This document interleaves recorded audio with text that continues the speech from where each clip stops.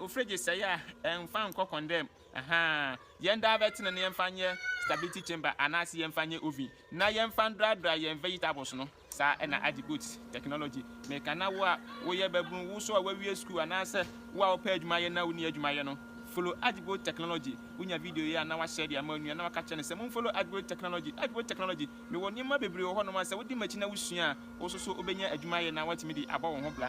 Enti mon koso na mon follow Adigo technology. Se wa asembu se bia betimi WhatsApp me betimi afre na ho akwankyere ene ho nimde bia no Adigo technology die ye nim no yesoso ye di aboa. Adigo technology se ye nsom oba ade na abode ensom ye.